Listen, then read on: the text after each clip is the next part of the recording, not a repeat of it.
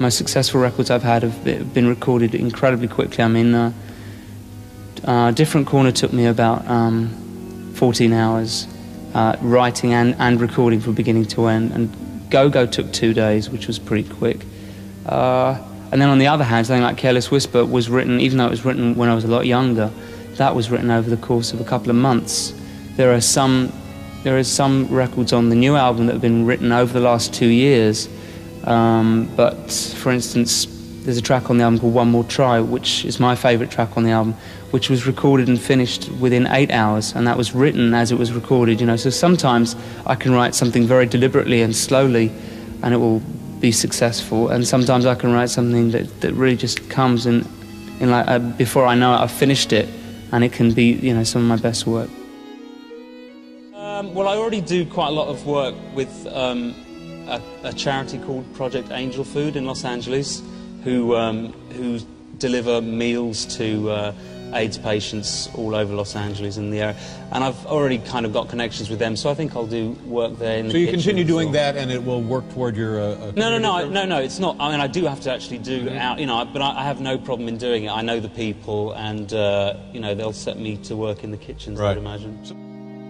What does it feel like to have provided the soundtrack to so many people's lives? Well, it's a privilege, isn't it? It's an amazing privilege. I mean, I've been very aware of it and felt very responsible for kind of handling that privilege with care.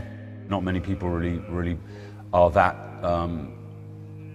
meticulous with what they do, I suppose, and I'm just a control freak and terribly afraid of failure or regret. So I work very hard at these things, and I hope people will feel that in the show as well, you know. You have been in the spotlight for almost 3 decades. Mm-hmm. How have you coped, or how are you coping with the media attention and fuss and...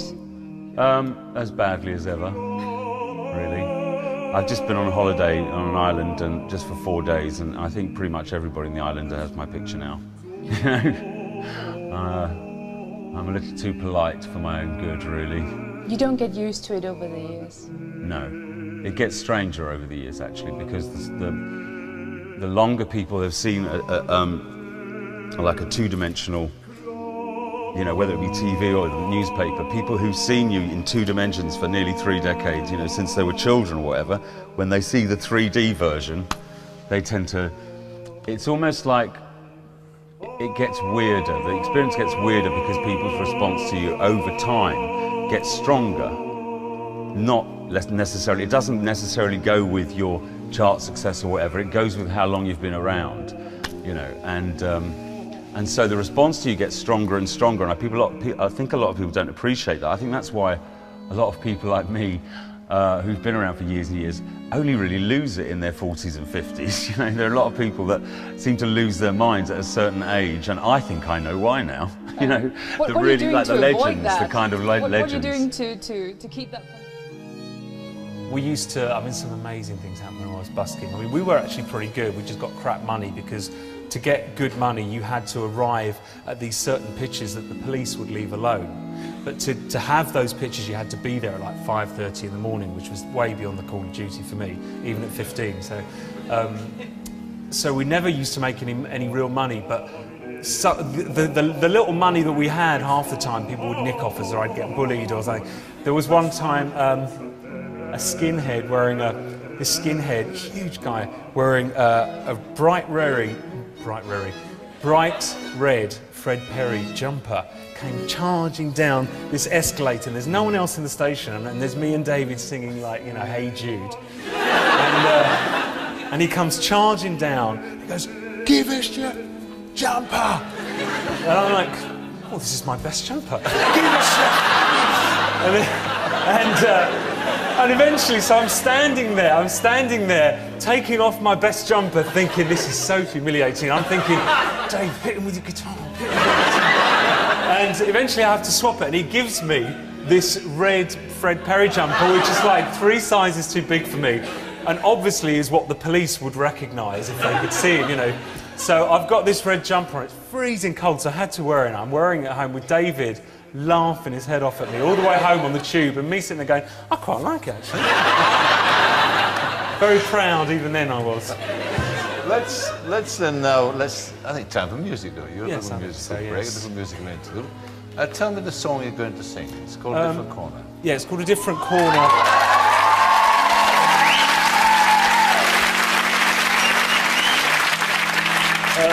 I haven't actually sung this for probably for about 11 years, 10 or 11 years.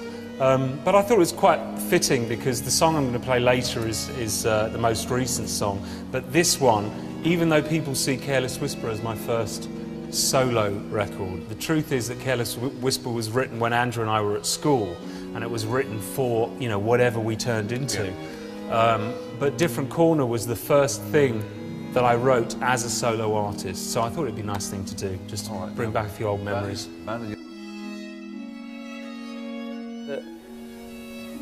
There isn't one other industry that operates on this basis. If I were an author and I fell out with my record company in the way that I have, the worst I would have to endure was the fact that I would have to, that they would have the first option on my next book.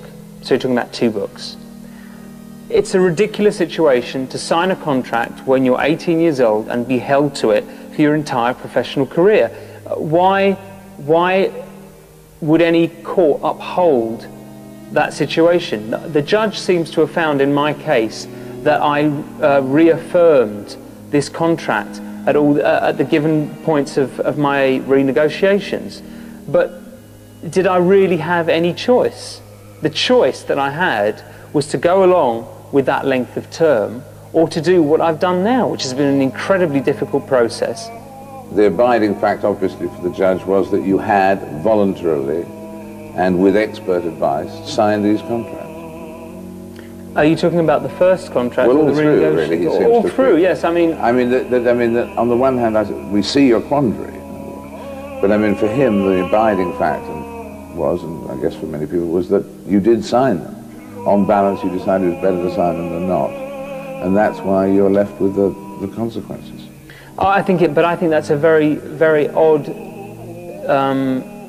position to take. I think that, in all honesty, I think that there is more to consider in this case than my situation. I mean, from my point of view, I really honestly do not expect the public to have any great sympathy for a man who's very wealthy.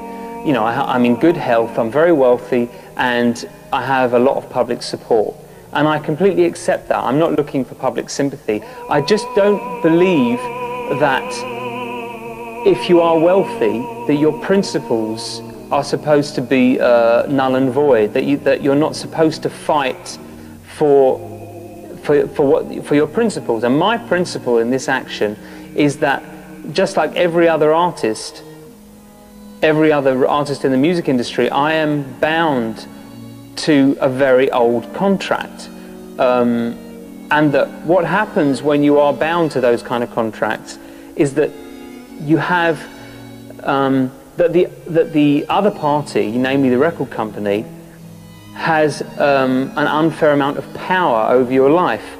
The trouble is that it's not that this business for the artist is not like working in an office or working for any company. If you really fall out with the people who control your professional life,